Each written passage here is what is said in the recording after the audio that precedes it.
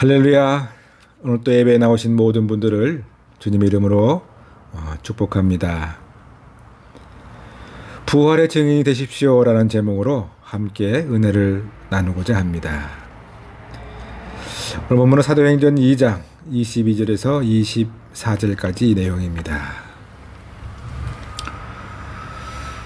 부활신앙은 일시적인 절기 행사가 아니라 우리의 삶 속에 계속하여 간직해야 할 신앙의 길이고 그만큼 중요하기 때문에 이 시간 은혜를 나누고자 합니다. 예수님께서는 십자가에서 죽으시고 3일 만에 다시 살아나셔서 부활하셨습니다. 부활 이후에 제자들에게 10번이나 나타나셨고 40일 동안 제자들에게 보이시며 하나님 나라의 일을 말씀하셨습니다. 예수님은 그 이후에 제자들에게 분부합니다. 예루살렘을 떠나지 말고 기다리라. 기다리라 라고 분부합니다. 아버지께서 약속하신 것을 기다리라. 기다리라. 성령을 보내겠다 라고 말씀하십니다. 너희를 홀로 두지 않고 성령을 보내어 성령으로 세례를 받게 할 것이다 라고 말씀하셨습니다. 성령님은 누구일까요? 바로 예수 그리스도의 영입니다. 고난을 이기시고 죽음을 이기시고 부활하신 바로 그 예수님이 이제는 성령으로 우리 안에 계셔서 주님과 늘 동행하는 것입니다. 십자가와 부활은 기독교 복음의 핵심입니다. 예수님의 부활은 2000년 전 죽었다가 살아나셨는데도 의미가 있지만 더욱 의미가 있는 것, 바로 그것은 부활하시고 지금도 살아계셔서 저와 여러분과 함께 계시는 줄 믿습니다. 때문에 우리의 신앙생활이란 부활하신 주님이 우리 안에 계셔서 주님과 늘 통행하는 것이죠. 우리의 신앙생활은 내 자신이 나의 환경에 적응하여 강해지는 것이 아닙니다. 우리는 여전히 약하나 부활의 주님이 성령으로 함께 하셔서 그 부활의 주님이 도와주시기 때문에 우리는 약한 가운데서도 강해지는 줄 믿습니다. 그렇다면 부활하신 예수님의 모습은 어떠할까요? 예수님은 부활 이후에 생존시와 같은 점도 있기도 하지만 전혀 다른 모습으로 나타나기도 했습니다. 죽기 전과 같은 모습 그대로 부활하셔서 제자들과 이야기를 하고 음식을 먹기도 했습니다. 그런데요, 부활 이후에는 그의 변화된 모습 때문에 다른 사람들이 알아보지 못했습니다. 무덤을 찾아갔던 여인들, 예수님이 누구신지 알아보지 못했지요. 엠마오로 가는 제자들도 예수님이 누군지 알아보지 못했습니다.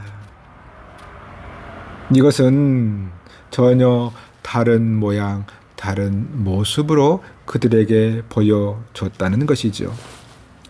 예수님은 또한 닫혀있는 문으로 들어갈 수 있었습니다. 예수님은 또한 갑자기 사라지기도 하며 시공간을 초월하여 존재하는 것을 성경은 보여주고 있습니다.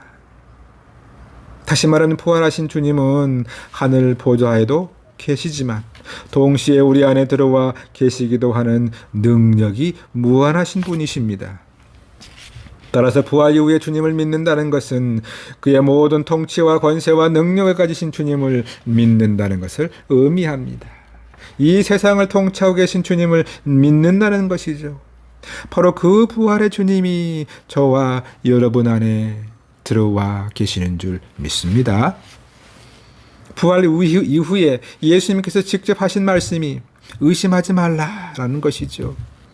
이것은 예수님의 제자 도마뿐만 아니라 부활을 의심하는 모든 사람들에게 하신 말씀입니다. 왜냐하면 직접 보지 않고 만져보지 않았으면 우리도 도마와 같은 똑같은 사람들이기 때문입니다.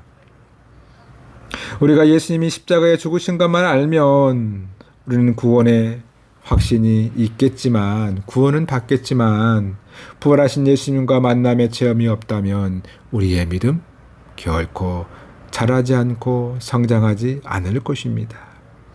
예수님의 부활이 의미가 있다는 것은 부활하셔서 날마다 살아계신 주님을 만나는 체험이 있기 때문에 바로 그 예수님의 부활이 우리에게 큰 의미가 있다는 것입니다. 예수님을 믿음으로 고백하는 것뿐만 아니라 그의 음성을 듣고 그분과 사귐이 있고 부활하신 주님과 만남을 통하여 힘을 얻고 우리의 삶이 변화된다는 사실이죠.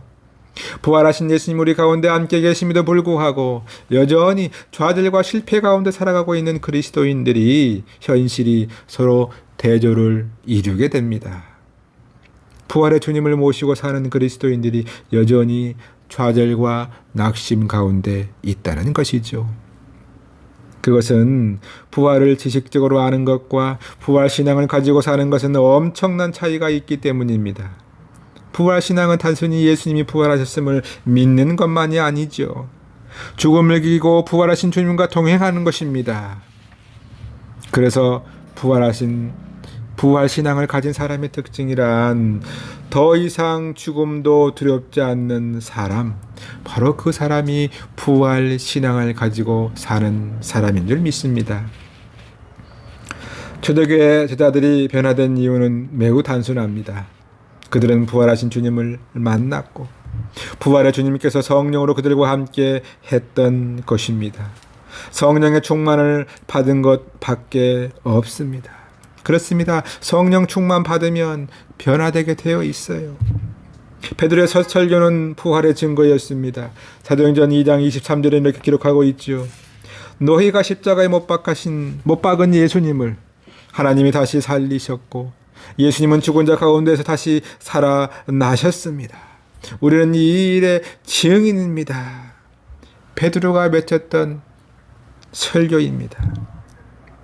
이것은 사도들의 주된 복음의 메시지이기도 합니다. 주님은 제자들이 부활의 증인 되기를 원했습니다. 예수님이 처음 만난 사람들은 다들 많은 제자들이었습니다. 왜 그랬을까요?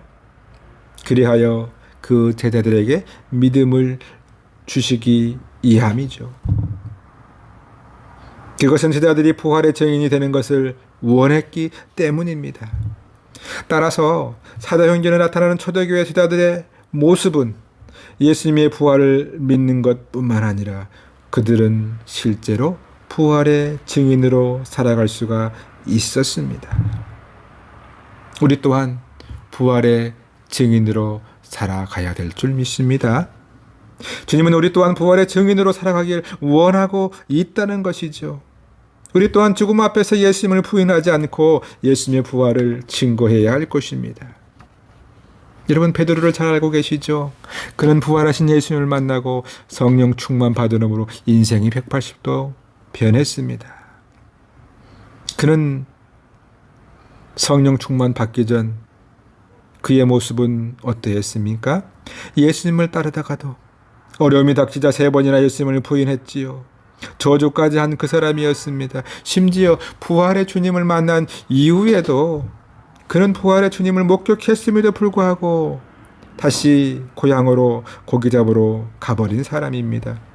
그의 삶이 왜 바뀌지 않았다고요? 그는 진정한 성령님의 인도함을 받지 않았기 때문입니다. 베드로는 3년간 예수님과 함께 있었지만 변화되지 않았습니다. 그러나 베드로는 주님의 부활 이후에 오순절에 성령을 받게 되지요. 그는 성령을 받게 되자 비로소 십자가를 이해하게 되었고 살아있는 예수님이 자기 안에 들어오는 것을 이해하게 되었습니다. 부활의 주님을 온전히 만나고 이해하게 되었다는 것이죠. 그 다음부터는 베드로는 예수님의 실체가 있든 예수님의 실체가 없든 전혀 상관하지 않았습니다.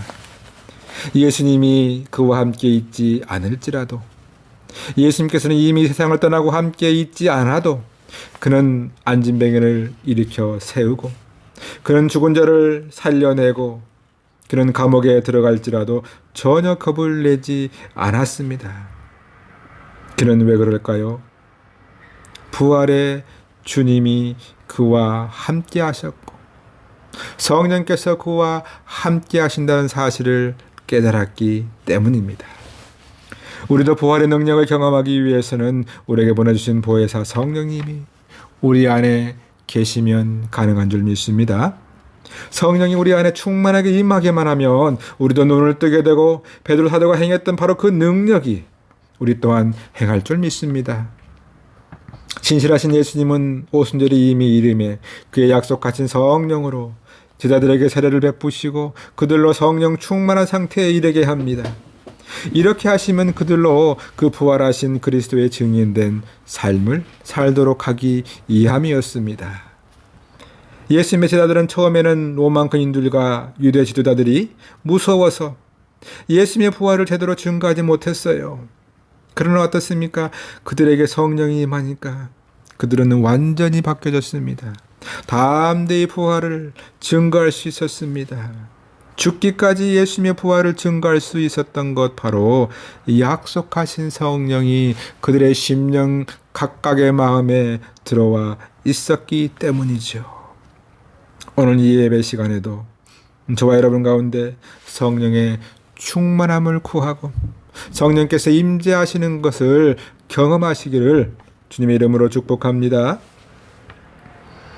이 성령 하나님 지금 이곳에 계시며 우리 안에 들어와 거하고 계십니다. 부활의 주님은 태초에 성부 하나님과 함께 이 온 우주 만물을 만드신 분 아니겠습니까? 최근에는요, 허블 우주 만원경, 이 만원경을 통해서 다시 한번 발견된 것이 있습니다. 우리 은하에 약 1조 개의 별이 있다는 것을 발견했습니다. 근데 이 별이요, 태양만큼 크게 큰 별들로 존재한다는 사실이죠. 태양만큼 큰 별들이 이 우리 은하 안에 1조 개만큼에 있다는 사실이에요. 이 사실이 왜 의미가 있었냐면 기존에는 약 몇천억 개 정도로 추정이 되었습니다. 그런데 이 몇천억 개가 아니라 1조 개 이상, 1조 개 이상 태양만큼 큰 별이 우리 은하 안에 존재하게 되었다는 사실입니다. 근데요, 더 놀라운 것은 이 우리 은하만큼의 은하가 또한 이전에는 몇천억 개의 은하가 있는 줄로 생각했는데 이 우리 은하만큼 큰 은하가 이 온 우주 공간에 1조 개 이상 존재한다는 사실을 허블 만원경을 통해서 최근 알게 되었다는 것이죠. 이것이 의미하는 바가 무엇일까요? 이러한 모든 것을 만드신 부활의 주님이 이제는 성령으로 우리 안에 들어와 저와 여러분과 함께 하신다는 사실입니다. 우리는 이 사실을 알기만 해도 너무나 놀랍기만 합니다. 저는 우리 은하에 관련된 기사를 보고 이런 생각을 했어요. 하나님은 우리의 머리털 하나하나를 셀 수 있는 분뿐만 아니라 우리 모든 사람의 세포의 개수를 셀 수 있고 또 이 물질 세계의 모든 원자와 분자의 수를 셀 수 있는 분이라는 사실을 알게 되었습니다. 왜 그럴까요? 하나님께서는 이 모든 것을 바로 그분이 우리 아버지 하나님께서 창조하셨기 때문입니다.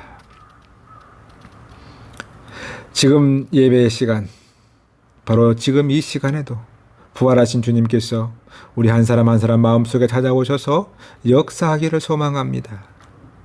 성령님은 지금 이곳에 계시며 저와 여러분 안에 들어와 거하고 계십니다. 우리는 더 이상 실망과 좌절과 낙심 가운데 있을 필요가 없습니다. 왜냐하면 그 부활의 주님이, 그 성령께서 우리와 함께 하시는 줄 믿습니다. 예수님의 부활이 의미가 있는 것 무엇이라고요? 날마다 살아계셔서 우리 안에 있는 그 주님을 만나는 체험이 우리에게 있기 때문입니다. 그럼 이제는 우리는 어떤 삶을 살아야 합니까? 당연히 예수님을 증거하는, 우리는 부활의 증인된 삶을 살아야 될 줄 믿습니다. 잠언 12장 5절은 이렇게 기록하고 있습니다. 만일 내가 보행자와 함께 달려도 피곤하면 어찌 능히 말과 경주하겠느냐. 내가 평안한 땅에서는 무사하려니와 요단 강물이 넘칠 때는 어찌 하겠느냐. 이 말씀은 큰 위협과 핍박이 없는 이러한 환경 가운데 부활의 증인을 외칠 수 없다면 우리의 믿음을 요구하는 그 순교의 현장, 바로 그 순교의 현장 가운데에서는 어떻게 우리가 부활의 증인이라고 외칠 수 있겠느냐라는 말입니다. 말씀을 정리합니다. 우리의 입을 열어 부활하신 그리스도를 증거하는 놀라운 역사가 저와 여러분 삶 가운데 항상 나타나기를 주님의 이름으로 축원드립니다.